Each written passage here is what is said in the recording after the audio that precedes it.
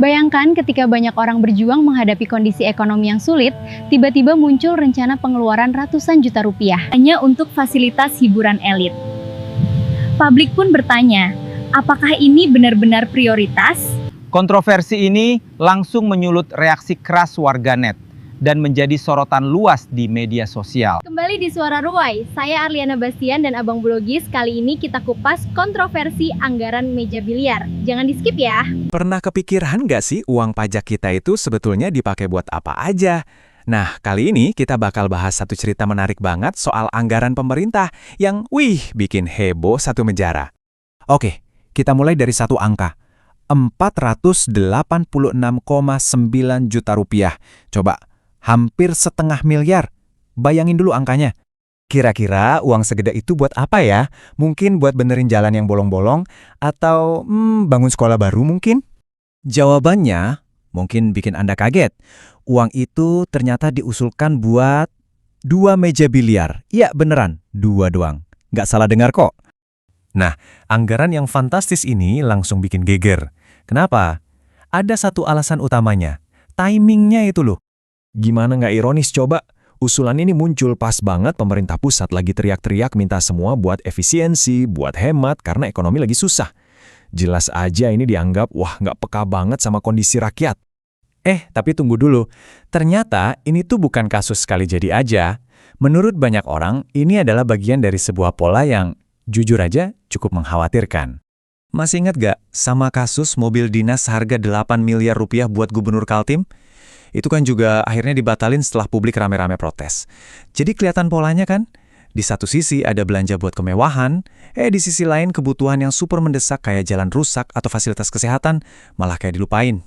Nah, ini dia inti masalahnya. Terasa ada jurangnya makin dalam, makin lebar, antara apa yang jadi prioritas para pejabat sama realita kehidupan yang kita semua hadapi setiap hari. Terus, gimana respons publik? Nah, di sini ceritanya makin menarik. Kita lihat gimana kemarahan ini bisa bertransformasi jadi sebuah kekuatan besar buat perubahan. Pihak DPRD-nya sih bilang, itu kan baru rencana. Bisa dibatalin kok kalau nggak penting. Tapi pembelaan ini munculnya setelah beritanya keburu viral dan semua orang udah marah. Kayaknya telat banget ya responsnya. Fenomena ini nih, yang akhirnya melahirkan semacam slogan gak resmi tapi ngena banget di era digital Indonesia. No viral, no justice. Kalau nggak viral, yang nggak bakal ada keadilan. Coba deh kita lihat prosesnya. Awalnya ada rencana yang kontroversial. Terus informasinya bocor ke publik. Langsung deh viral di medsos. Semua orang marah. Akhirnya, pejabatnya terpaksa mikir ulang atau bahkan batalin rencananya. Ini tuh udah kayak sistem check and balances versi rakyat yang kekuatannya ya dari media sosial udah nggak bisa dianggap remeh lagi. Jadi, bisa dibilang media sosial itu sekarang perannya udah kayak penjaga gawang demokrasi kita. Waktu lembaga pengawas yang resmi kelihatannya lagi tidur, netizen yang malah sigap maju buat ngejagain gawangnya. Oke, jadi apa sih pelajaran penting dari semua ini? Terutama buat para pemegang kekuasaan? Pelajaran pertama, dan ini penting banget, di zaman serba digital ini, gak ada lagi yang namanya rahasia.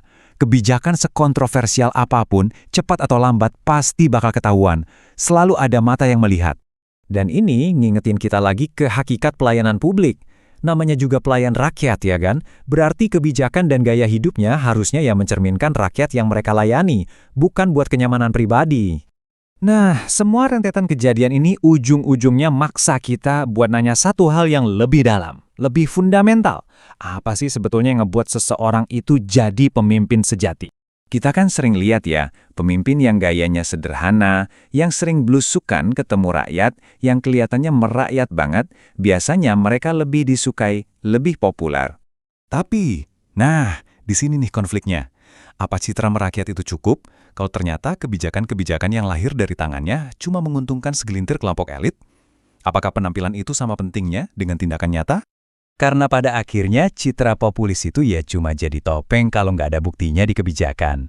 Tolok ukur seorang pemimpin yang sesungguhnya itu ya dari hasil kerjanya, dari dampak kebijakannya buat masyarakat luas, bukan dari seberapa jago dia membangun citra. So, ini ninggalin kita dengan sebuah pertanyaan buat direnungkan. Di era informasi yang serba instan kayak sekarang, apa sih yang sebetulnya kita tuntut dari seorang pelayan publik sejati? Coba kita pikirkan bareng-bareng. Di era digital, setiap keputusan pejabat kini berada di bawah sorotan publik. Ketika masyarakat bersatu menyuarakan kritik, kebijakan yang tidak masuk akal pun bisa berubah. Menurut kalian, apakah pengawasan warganet memang bisa membuat kebijakan lebih berpihak pada rakyat? Tulis pendapat kalian di kolom komentar, jangan lupa like, share, dan subscribe agar suara publik terus terdengar di Suara Ruwai. Saya Arliana Bastian dan Abang Bolugis izin pamit.